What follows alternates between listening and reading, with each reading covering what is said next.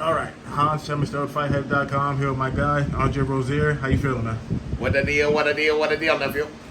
Same shit, just another day, man. Yes, sir. We got a lot to talk about. For sure, man. Did you get a chance to see the whole face-off between Devin Haney and Ryan Garcia yesterday? I didn't see the whole face-off. I saw the portion where the shoving match took place. Well, the shoving issue took place, but that was it. What did you think about that whole thing, man? Like, all the trash talk, it's gotten real personal between both guys.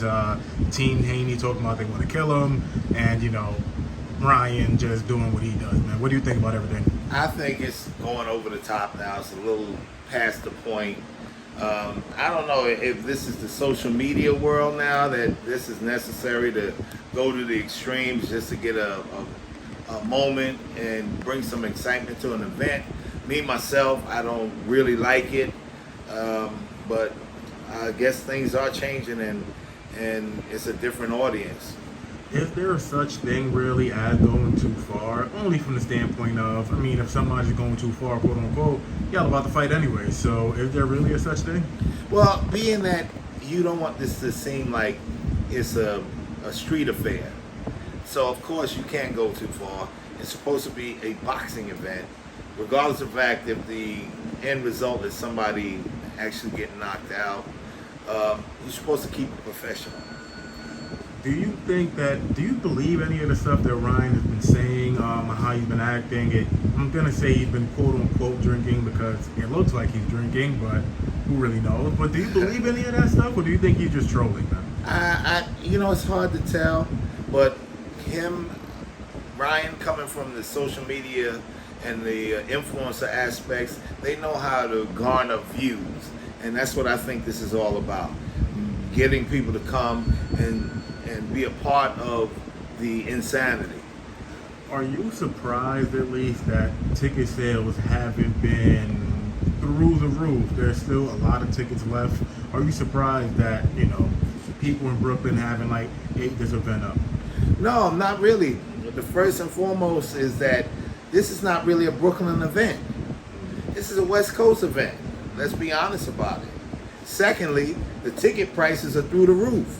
I don't know, what do they think this is? Muhammad Ali versus Mike Tyson? What's going on there? I don't get it. $7,000, $12,000 for a seat? Are they nuts? For real, are they the ones on drugs? Who's to tell? I don't know. This is crazy. Has anything changed your mind in terms of your final pick for this event? No, I'm still on the accord of Haney winning by decision.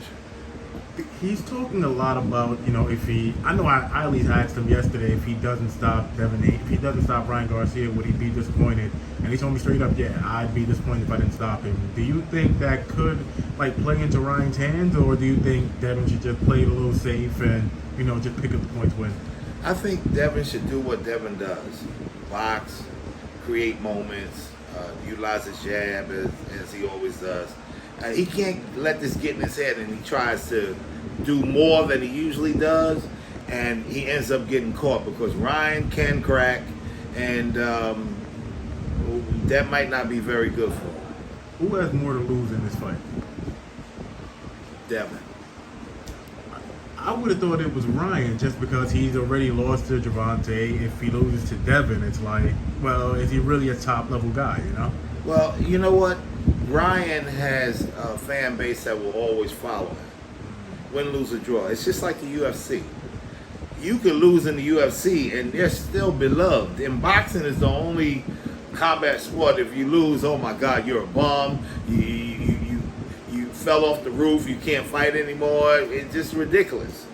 So, but Ryan, he has a cult following, and if he puts it all together, even if he comes up short in this fight, he can still come back, and he's 25 years old. He could get right. It pretty much sounds like you're saying that Ryan still has potential. And, people have been saying that about Ryan for the longest amount of time. Fast hands, a lot of power, a lot of potential. Do you think he'll ever reach that point, though, where it's just it's not just potential now, he's a great fighter? That's all up to Ryan. We can never tell what Ryan might actually do. It's up to him. sometimes you have to dig down deep inside yourself and find your true potential so you can rise to that next occasion. And that's where he's at right now. Who would you like to see Devin in the ring with next? I assume it'll be one of the champions. So that's Matias, Isaac Cruz, and Teofimo Lopez. Out of those three, you just mentioned Lopez. Would he give Devin his toughest fight, though? I believe so. Even tougher than a Pitbull Cruz with non-stop, perpetual movement. Big difference in size, punching capability.